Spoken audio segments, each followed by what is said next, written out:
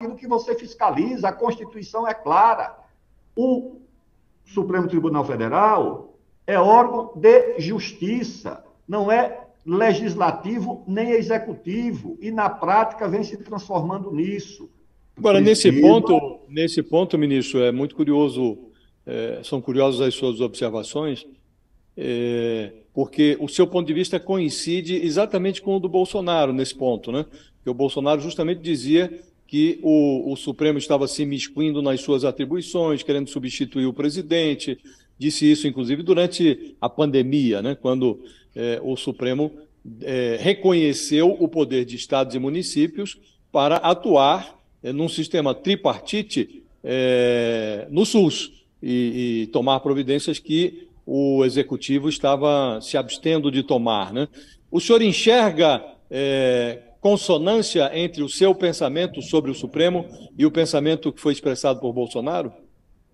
Josias, o meu pensamento também já coincidiu com o PT e com a presidente Dilma, quando o presidente Lula foi afastado.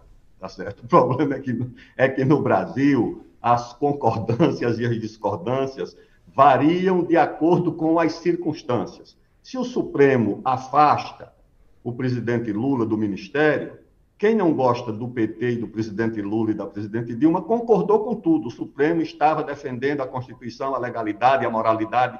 Depois, quando o Supremo afastou a ministra Cristiane Brasil, todo mundo ficou de acordo porque era o presidente Temer, quem era contra achava que aquilo era um ato em defesa da legalidade e da moralidade. Quando afastou a posição o delegado do presidente Bolsonaro, todo mundo que era oposição a ele também concordou. Eu não estou preocupado com quem concorda com a minha opinião. Eu estou preocupado se a minha opinião é correta e é justa e é equilibrada. Eu acho que ela é justa e equilibrada porque é o que a Constituição diz sobre a relação entre os poderes, que tem que ser independentes e harmônicos. E hoje eles não são nem independentes e nem harmônicos, lamentavelmente. Ministro, muitos deputados, né, tá pipocando aqui e ali a informação de que deputados eleitos, deputados que já têm mandato, apoiaram e incentivaram a participação de pessoas neste domingo, nos atos golpistas na Praça dos Três Poderes. O senhor que já foi presidente da Câmara dos Deputados, o senhor acredita que há possibilidade de cassação de mandato ou alguma punição mais severa do que simplesmente uma reprimenda com relação a esses deputados, esses parlamentares que incentivaram esses atos? Sakamoto, a princípio, eu sou partidário da defesa dos mandatos, porque no mandato está o eleitor, está a opção do eleitor. O deputado eleito ele é um representante do eleitor. Eu era presidente da Câmara, quando quiseram processar o deputado Clodovil por afirmações que foram consideradas misóginas ou coisa parecida. Eu disse, olha, vocês precisam ter cuidado, porque hoje vocês processam e querem a cassação do mandato do Clodovil por uma opinião, e amanhã pode ter uma opinião que contrarie outra de alguém aqui, e também vai ser pedida a cassação do mandato. Mas o Clodovil, desculpa, deputado, mas o Clodovil, eu lembro das opiniões, ele nunca pediu a dissolução do Estado Democrático de Direito, né? Essas opiniões que o senhor está colocando, eu concordo plenamente com o senhor com relação à liberdade de tribuna, né? Mas o senhor não acha que esse pessoal, alguns deles, que incentivaram o pessoal a ir para esses atos, para fazer o que fosse necessário, acabaram extrapolando a própria liberdade de tribuna? Sakamoto, o Bolsonaro pediu o fuzilamento do presidente Fernando Henrique. E aí a gente deixou... Pois é, não fizeram nada. E eu fui contra a cassação do mandato dele por causa disso. Tá certo? Eu era um partido comunista que defendia uma série de posições que contrariavam conceitos, princípios de muita gente.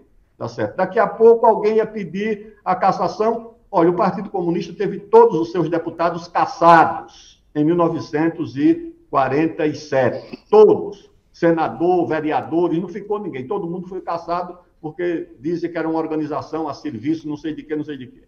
Ou seja, quem teve, ou quem foi vítima de processo de cassação por razões políticas, ideológicas, Tem que ter muito cuidado com isso. O crime tem que ser demonstrado, grave. Tem que ser um crime que vá além da opinião, porque a opinião, as palavras, os votos dos deputados são protegidos pela Constituição. Então, quando você apura o senhor acha, então, o senhor acha que é aceitável que um parlamentar utilize o escudo da imunidade que lhe foi concedida pelo mandato, a imunidade parlamentar, para defender a volta do AI-5, para defender o golpe militar, para defender intervenção federal, como eles utilizam como um eufemismo para intervenção militar? Você acha que tudo isso é aceitável? Tivemos, por exemplo, o caso do Daniel Silveira, né, que se utilizava do mandato para defender a volta do AI-5. Você acha que aí é mera expressão da vontade do parlamentar ou da opinião do parlamentar, é isso? Não, Josias, são duas coisas distintas. Você aceitar essas ideias e essas opiniões, ou você caçar o mandato por causa disso, tá certo? São duas coisas diferentes. Eu também era perguntado, porque apresentaram aí na Câmara dos Deputados um projeto defendendo, isso já aconteceu em alguns países da Europa, que os partidos comunistas fossem caçados, fossem banidos da vida pública, do parlamento. E eu acho que isso é um absurdo, eu acho que isso é inaceitável. Não estou comparando isso com a prática de crimes ou incentivo aos crimes que alguns deputados praticam abertamente. E a Câmara deve encontrar os mecanismos, né, os instrumentos para punir sem chegar à cassação do mandato, porque a cassação do mandato é também a cassação do voto e do eleitor. Então, eu condeno... Mas o senhor citou o caso específico em que o Bolsonaro, aí eu não digo ele defender o AI-5, ou o fim do Estado de Direito, defender a ideia mais maluca que seja, mas ele defendeu explicitamente o assassinato de um presidente da República. Aí é diferente. Isso é um crime.